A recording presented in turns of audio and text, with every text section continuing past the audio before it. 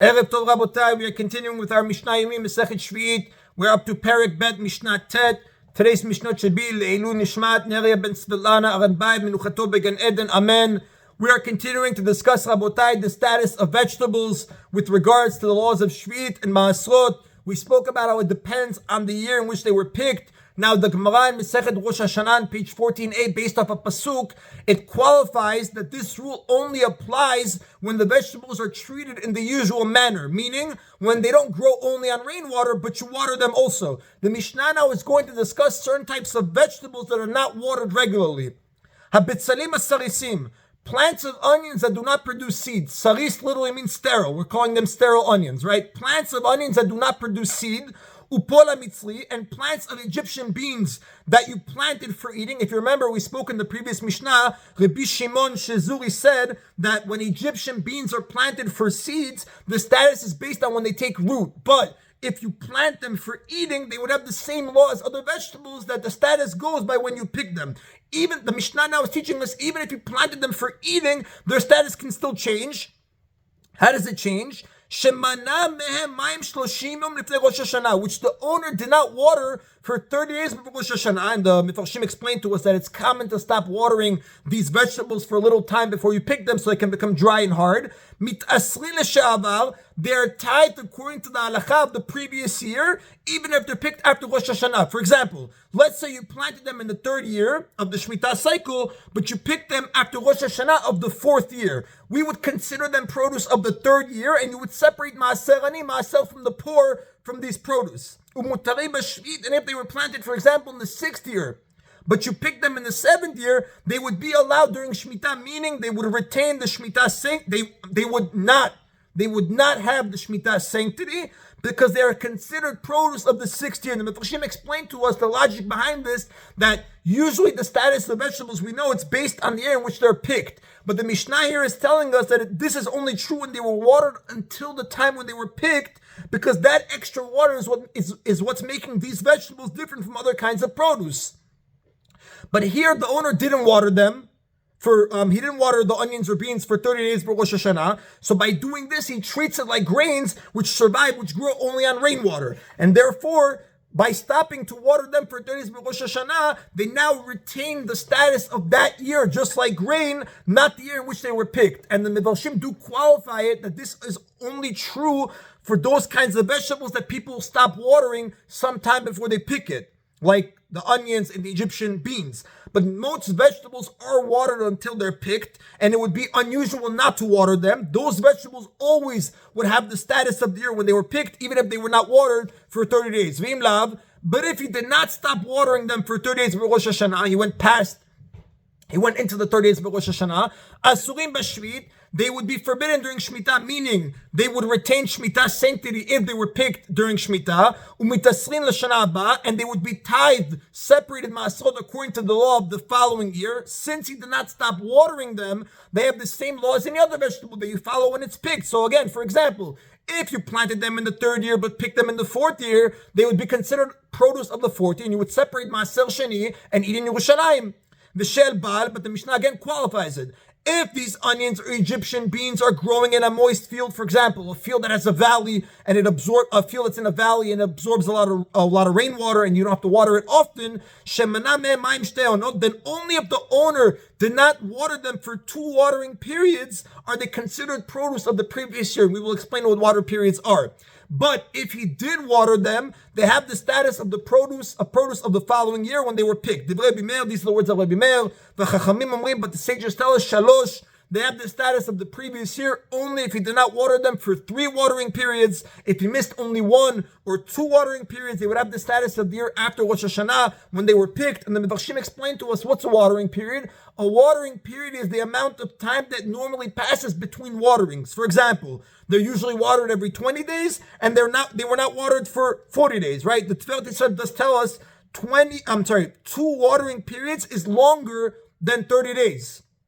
So since the field is so moist, they don't have to be watered as often. Therefore, If you don't water these vegetables for 30 days, that's not enough to change their status. But once you miss 2 watering periods, now the vegetables got much less water than regular vegetables. Therefore, they're similar to grain, which grow only on rainwater, and that's considered produce of the previous year instead of the year when it was picked. And the Rab does tell us, the Halakha follows the sages, that it's only going to be considered the status of the previous year if he did not water them for 3 watering periods. If he missed only 1 or 2, they would still have the status of the year after Rosh Hashanah when you pick them. That is the Rabotai of Mishnah Tet. Mishnah Yud again continues. Now we know produce with Shemitah sanctity is not allowed to be used for planting. But just like with other vegetables, gourds are considered produce of the year in which they were picked. We spoke about this a little bit earlier. So the Mishnah now is going to discuss the law of gourds that were allowed to dry in order to plant their seeds. So the Mishnah says, Hadlu'in shekiyeman lezera, gourds that were left attached to the ground so that they should become dry and hard to use as a seed, meaning to plant new gourd vines in the following year. The halakha is like this. If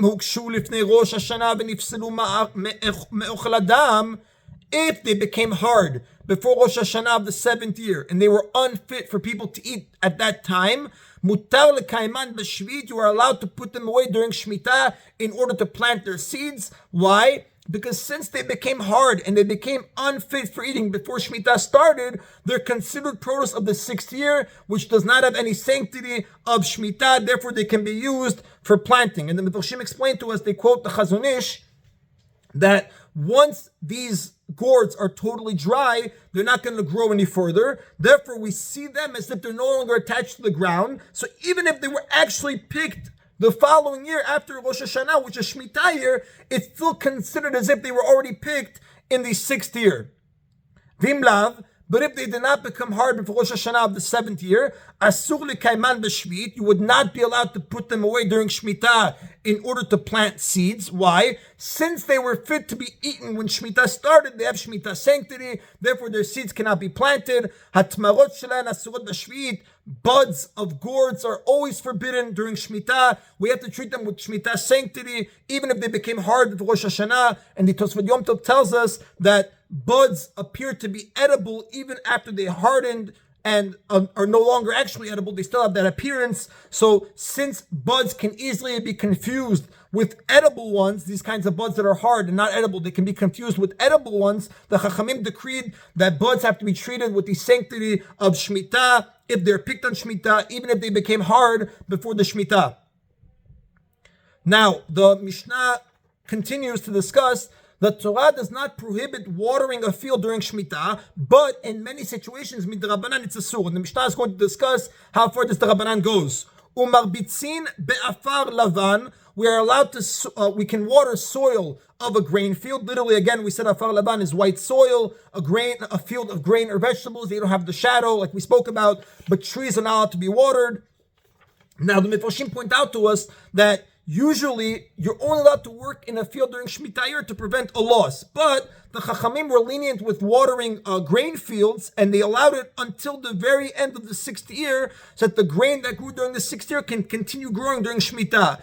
Actually, they permitted watering grain fields even during Shemitah itself to make the ground moist, so that the crops will grow after Shemitah. But a field cannot be watered during Shemitah to benefit crops that started growing during Shemitah, and will be picked during Shemitah. It's usually only for the fields that started growing beforehand. Rabbi Shimon, these are the words of Rabbi Shimon. Rabbi Eliezer ben Yaakov oser, but Rabbi Eliezer ben Yaakov forbids it. He says that a field can only be watered when it will suffer a loss if it's not watered, not for the purpose of helping the crops grow. And the Mishnah, the Rab does tell us that. That's on the next point. Marsin ba'ores b'shviit. We're allowed to soak. It literally means mix, but we're allowed to soak the soil of a rice field with water during Shemitah, so that the rice plants do not die. And that's allowed because rice plants, Mefarshim explained, they require a large amount of water, and they're not going to survive without being watered. So since watering the field saves the rice from loss, even Rabbi Eliezer ben Yaakov, who doesn't allow in general watering other grain fields, he would allow here. He would say it's permissible as well. Rabbi Shimon says about en mechasechin, we cannot trim the leaves of the rice plant because that helps the plants grow better. And we spoke about in Mishnah Bet, Rabbi Shimon allows you to trim the leaves from a grapevine to prevent a loss of the grapevine. But here, there's not going to be any damage if you leave the leaves alone, therefore they cannot be trimmed. And the Rav does tell us, halakha ke Rabbi Shimon, the halakha follows Rabbi Shimon, that you cannot trim the leaves of the rice plant. That is the Rabotai of today's Mishna Yomi. That is the end of Perek Bet. Baruch Adonai Leolam. Amen. Amen.